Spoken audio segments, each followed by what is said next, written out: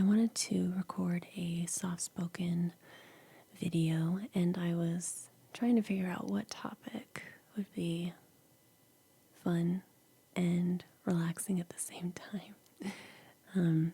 One that wouldn't be too something that I'm too passionate about, because then I'd probably lose focus of speaking in a soft tone, and that would probably be bad since this is something that should be used for relaxing or sleeping. So the topic that I decided to speak about tonight is my top favorite albums of 2014. These are albums that came out in 2014. And I want to clarify, this is in no specific order. I am genre blind, so when I say that, I mean I'm open to all genres. I only focus on whatever sounds good, and that's what I'll listen to.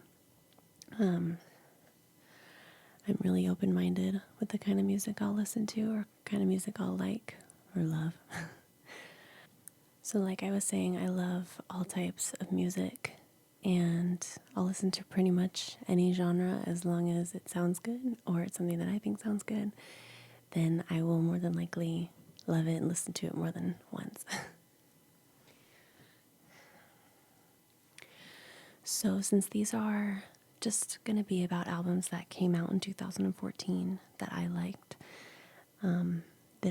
this will probably be a more shorter video, but who knows, I tend to ramble when I talk about things I'm passionate about, and of course, I'm passionate about music like everybody else in the world. So it's going to be a combination of soft speaking and whispering. So I made a little note of the list so I stay on topic, because that's something I tend to stray from, especially when it comes to music. So since these are just albums of 2014, that is what I'm going to stick to. So I hope you like this, or I hope you find it relaxing, and let me know if you've heard any of this music or any of these albums and what your thoughts are on it. And if you have not heard of some of these artists or these albums, I strongly urge you to check it out. So the first album of 2014 that I like, by the way, these are in no specific order, they're just how I wrote them. The first one that I have on my list is The Bad and the Better by The Ready Set. This album came out, I believe it was May of 2014. I was familiar with The Ready Set. He is a solo artist, but he goes by like a group name, kind of like Marina and the Diamonds. She's Marina Diamandis. His name is Jordan. I think it's Witzegruder. I think it's German, so I might be pronouncing it a bit wrong. But I was familiar with his music. He had a huge song in 2010 called Love Like Whoa. He was like a teeny bopper pop / punk singer. I can't really say punk, but that was how he was describing his music, and it wasn't really what typical punk is considered, but it was edgy pop, so to speak. I wasn't really into his past albums as much as I was into The Bad and the Better. This album was a total jump from what his music was in the past that I wasn't really crazy about. I'm a huge fan of Spotify, and I have a premium account. Spotify is my favorite thing when it comes to music. I can listen to so many genres unlimitedly, and I think that's so awesome. Is unlimitedly a word? Anyway, so I was on Spotify one night. It was about 3 a.m, and I was listening to one of the playlists that they have. It's called New Music Tuesday, and every Tuesday they put a playlist together of brand new music that comes out. It's one of my favorite things to do in the morning, is listen to it. And The Bad and the Better came up, and it's one of those moments where you hear something that you love for the first time. It was one of those moments. The first song that came on was a song called Carry Me Home from the album. Oh my gosh, that song hit me like a ton of bricks. It's, oh my gosh, I don't even know where to begin with this album. I listened to it in less than an hour. I heard the whole thing and I was beyond in love with this CD. I thought, oh my gosh, this guy finally did an album that I wholeheartedly love. The lyrics were something that really worked for me at the time because I related to it a lot. And I love to hear his creative process, and he had a commentary for the album that came along with the deluxe version that was on Spotify.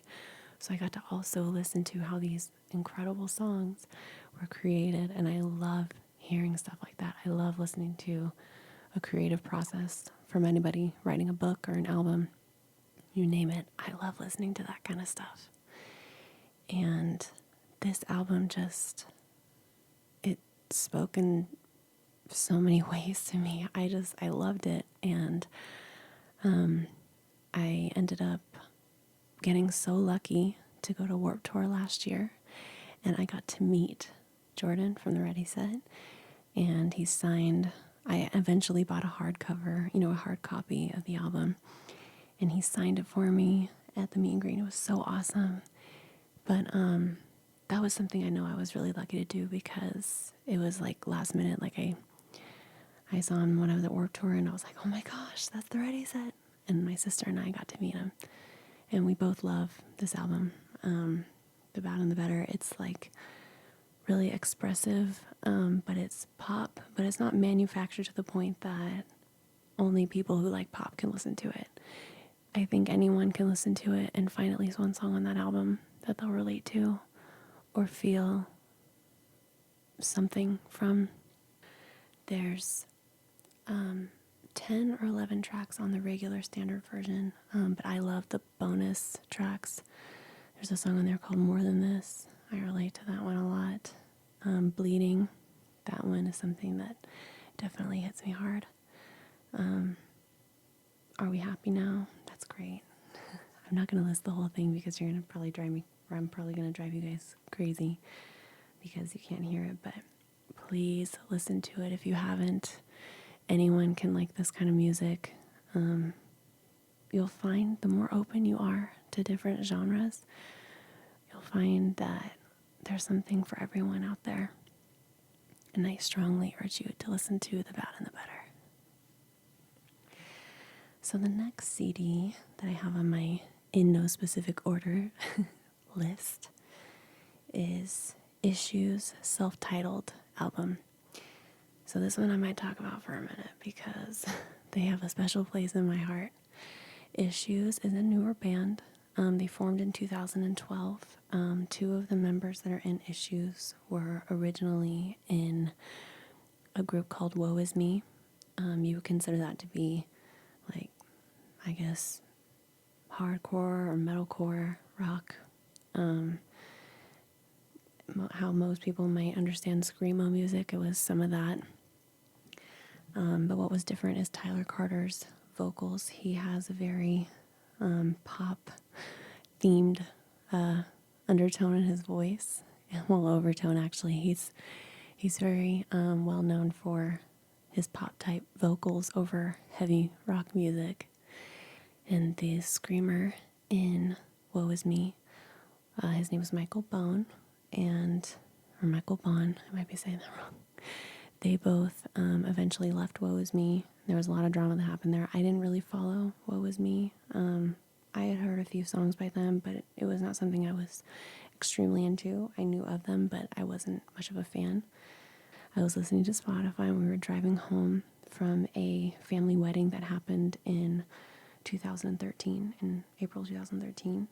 We were driving home back to where I live, and I was listening to a Spotify playlist of some type of playlist about rock and pop music combined, and it had a few songs in this playlist from a little collection of music called Punk Goes Pop. A lot of people might be familiar with that, where they have rock bands cover popular pop music, and give it their own taste. And it's really fun to listen to. So anyway, I was scrolling through this playlist, and then this song came on, and it was a cover of Justin Bieber's Boyfriend. Now, I wasn't really a huge fan of that song. It wasn't something that I lost sleep over. I'm not a huge Justin Bieber fan. He has a great voice, but I'm not really much of a believer, as they're called. But this group on Punko's Pop said Issues, and they were covering Boyfriend. I'm like, I gotta listen to this just to see how this would sound rocked out. It was one of those moments again, like when I heard the Ready Set for the first time, I was like, who is this group? Who is Issues? And I was so obsessed with that song. I thought it was so fun. It was just so energizing to listen to. You take this like simple pop song and you give it this whole other appearance. And it was incredible. I couldn't stop listening to it. The guitar and the energy from the vocals was just, oh my gosh, it was insane. And I remember listening, I was like, this sounds like Tyler Carter, but I could be wrong because I've never heard of Issues. I just kept thinking, whatever, I probably need to stop relating those two together because it probably wasn't them. But it sounded so much like Tyler Carter. And I later on got home from driving back from that wedding, and I Google searched Issues, and I was like, oh my gosh, it's those two guys from What Was Me. And they had formed a brand new group on a new label, I believe, or it was the same label. Don't take my word for that, I might be a little wrong. But I couldn't believe it. I was so shocked that they had created a new group. And they had a couple songs out, and I eventually listened to them. And I was blown away. I was so in love with this new sound, this new direction, where you hear Michael, he's more of a screamer, but it's not like pig squealing. It's like the kind of screaming I like when it comes to that kind of music. Like Burt McCracken from The Used, I really like how he screams too and uses his voice at the same time. Screamo is not really a genre that I'm crazy for, but like I said, I'm really open-minded. And Michael Bond, he has really great tone. And hearing the combination of him and Tyler Carter sharing verses and sharing the chorus was really refreshing to listen to, because Tyler has a very gorgeous like R&B type voice, and hearing it over rock music is rather refreshing and cool. So I was instantly in love with Issues. I was like, I gotta get to know the rest of this band. So my sister and I were looking them up, and eventually in my house, everybody kind of loves the same music. We all love every type of genre. My parents love rock the most, but we love all types of genres. And I got my family hooked to Issues, my mom especially. She loves them. And we ended up following them for a whole year, and then we found out they were having a new album come out in February of 2014. They said they're going to release new music then. So my sister and I heard the album. It's Issue, self-titled. Oh my gosh, talk about an album that makes a huge impact on your life. This album, I don't even know where to start. It is so good. They tackle so many different issues. Knock on wood. They sing about everything: relationships, personal struggles, finances, family, addiction. I mean, they tackle everything in their music, and it's got such incredible feeling in their music. It's so alive sounding, and that's really nice and different to hear in this kind of genre, because it's so diverse, and I absolutely love that. It's, oh my gosh, I feel like I'm rambling, but I can't get enough of this album. It's so good. So fast forward to summer of 2014, I was going to Warped Tour, and Issues was going to be there. And my sister and I were so lucky. We got to meet Issues, 3 members of the band, and we got to talk about songwriting with them and song structure and mixing and producing for over an hour with them. And it was unforgettable. I will always remember it. we got pictures with them and everything. And it was just one of those times in my life where I was like, I'm so lucky I get to be able to ask these kind of questions about music, something that's so dear to my heart, and just sit and chill and talk. And it was so fun. And getting to listen to the instrumental versions of their songs so they could like play pieces of the tracks for us was just so fun, and it made me love the album even more. I feel like when you get to know an album, like how it was made, you tend to find a different view when it comes to that kind of music or any kind of music you love. It makes you feel differently about it, but always in a good way, usually. So Issue, self-titled, please listen to it if you haven't. It is so good. There's a song on there called Stingray Affliction. It's incredible. Oh my gosh. I've seen them perform now 3 times live, and they sound exactly like the freaking album. It's incredible. And Tyler Carter's voice is absolutely beautiful to listen to. The guitar player, AJ, he's amazing. I love the whole band. I have a special place in my heart and my mind for that kind of music, especially from Issues. I love their EP Black Diamonds, but we're talking about music from 2014. Check out the Issue self-titled. You will not regret it. I promise. So since I'm going to ramble about that one, I'm going to move on to the next album of 2014 that I was crazy for. This album came out in summer of 2014. It's by a group called Bad Sons. I think it was their original or their first full-length debut as far as an album goes. The album's called Language and Perspective. This is another one of those moments where the album just, oh my gosh, it completely hit me like a ton of bricks. My mom is actually the one that introduced me to them without even knowing it. She had come home from work one night, and she had recorded on her phone a voice memo of some song that was playing in the area of the room that she was working. And she was like, I heard this song last night or tonight, and I want you to hear it because it sounds like something you would love.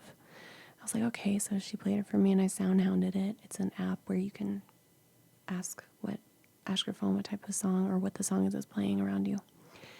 And it was a song called Cardiac Arrest by Bad Sons. Oh my gosh. I still get chills when I think about it because it was just, oh my gosh, it's just beautiful. I would like to consider them to be alternative. Definitely you got vibes of rock, but you have lots of pop in there. And it's alternative because they combine so many sounds together. Not as much as how Issues combines different genres, but Bad Sons is like, they're considered to be alternative rock, but they have a really like gorgeous California vibe, California like summer music to listen to. It's got really pretty guitars and then really heavy guitars. And then you have really wonderfully written lyrics and really beautiful vocals from the singer. And it's so pretty to listen to. It has a really happy vibe, even about something that would be considered dark. They somehow give it a really uplifting vibe in a really different way that I've never heard before. There's a song on that album called Learn to Trust. That song, I can't listen to it without feeling like this is something I relate to so much. And when you hear music that you relate to, which is rare for me, you know you remember that type of moment. You know you do.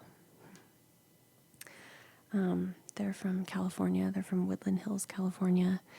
And they're all about my age, about 20, 21. I'm 21, but I think everyone in the group is at least around 24, 23. And I wasn't familiar with them before this song came out.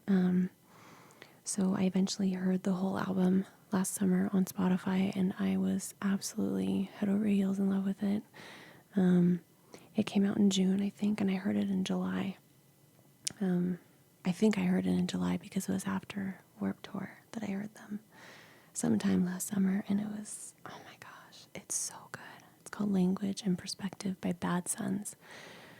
You must listen to it if you have not heard it yet. It is so good. Oh my gosh. Learn to Trust is a great one. Take My Love and Run. Oh my God. I can't stop. I just love it. I love the whole album. It's so good. You must listen to it. And they have other songs that aren't on the album that are really good that you should look up, look out for. You should look up. Oh my gosh, they're so good. You would love them. I think anyone could like their music. So the next album that came out in 2014 that I love is on the more pop side. It's from a girl group or a female group called G.R.L, like girl. They released an EP last year, and I think it was just called G.R.L. It was self-titled, like Issues is self-titled. This is a group that's produced by Dr. Luke. He's a very well-known pop music producer. You have definitely heard music from him before. You may not know his name, but you've definitely heard his music. He made this EP, or produced this EP for G.R.L. Talk about being a female girl group with tons of power. This EP is so refreshing because these girls have such beautiful voices and so much power in their voice, and their lyrics are really intelligent. For being pop music, it's pop with intelligence. That's what I'd like to say. Kind of like the Ready, Set, in a way. But G.R.L, they have a lot of dance, upbeat, but they also mix really edgy pop music with fun sounds, which I think is really cool to listen to something like that because it's not typical. And they've had music come out before this EP, but this EP is something I absolutely love. One of my favorite songs on it is called Rewind. It's so good. They combine so many fun sounds as far as with what they do with guitars and what they do with, like, they do a lot of shh on this one song I love where they do like a shh sound with this fun, almost like an EDM kick in the music. It's just so, it's different, but it's so fun to listen to. It puts me in a good mood. I like to look at pop music as like medicine because I listen to it when I realize I need to. And G.R.L, that self-titled, that EP was definitely a huge favorite of mine from 2014. I think a lot of people could like it, not just girls. I think boys could like it too. It's good. Check it out. So the next one I'm going to talk about is a album called Rituals by Finnish Solar. I don't know if I said that right. I don't know anything about this group, but I discovered this album once again on Spotify last summer. Oh my God, it is so good. The first song I ever heard from the album was called Last Forever. They have this almost 80s feeling to their music, like a lot of music does nowadays, but they have a special feeling in their music. Their lyrics are fun but relatable and really deep. Some of them, the songs really hit you emotionally really hard, but they're so good. Vocals are absolutely amazing. Like I said, I don't really know anything about the group other than this album, and it is so good. I can't stop listening to it once I start. There's a song there called Magnetic that I absolutely love. In Our Blood is another incredible one. It's so good. You imagine like fun, heavy rock music with an 80s vibe. It's definitely really airy and fun sounding. It's like music you could listen to when you are in any type of situation. I feel like you could listen to it at a party. I feel like you could listen to it on a road trip or by yourself in your room with your headphones on. It's so good. It's beautiful. I love it. Definitely one of my favorites of last year. And then the last one I'm going to speak about really quick. Like I said, it's hard for me to sum up my favorites because I'm not really one to choose favorites. when it comes to music because I love so much music. I was contemplating whether or not to add this one because I don't know. I'm going to talk about it anyway. So the last one on my list is 1989 by, you guessed it, Taylor Swift. So before I say anything, I don't consider myself a Swiftie, which is what's considered to be a major Taylor Swift fan. I was, however, a huge Taylor Swift fan when her first album came out. She introduced me again to country music. I didn't like country music unless I was a child. When I was a child, I loved country music, but I gave up on it for many years. And then I heard Taylor Swift's first album in 2007, and I remembered that country music can be really beautiful. And that album, to think of how talented this girl was at that age, to have written such a grown-up but very appropriate, mature album, it was just too good for words. And I've always been a huge fan of like Miley Cyrus and Demi Lovato and Selena Gomez and all those teen pop stars. I've always loved that type of music too. As much as I love my heavy rock, I love that stuff. And to listen to a country album was really different for me. And I absolutely fell in love. I thought this girl was just too talented for words. But then she kind of lost my love over the years. I loved an album that she released called Fearless. I thought that was a great album, but I didn't listen to it as much as I listened to the first album. And then she had another album called Speak Now. That was okay. It wasn't something that I really listened to often. It was beautiful, but it wasn't something I was a huge fan of. And then Red came out. Red, there's some good songs on it. There's some songs on it that I don't really care for. I didn't really follow her career as much as I did when I first heard of her and her first album had come out. So fast forward to last year, 1989 came out in October, and I was going to be open-minded because I was like, well, even though I'm not really a huge fan of her anymore, I didn't like Shake It Off. That's a single. I did not like that song. I decided to be open-minded still and listen to the rest of the album. And let me tell you, if you're somebody who doesn't like Shake It Off, the whole album redeems itself. It is actually, lyrically, it is perfection. I'm not somebody who gives into all the hype of things, like just because it's hyped up. I'll listen to it or watch a movie that's been hyped up and I'll judge it for what it is, for what I feel about it. So I decided to listen to it for myself and see what I had to say about it. And I actually really like it. She did a really good job on this album. I know Max Martin was one of the producers, and Max Martin is an incredible music producer. If you are not familiar with who he is, you have definitely heard his music.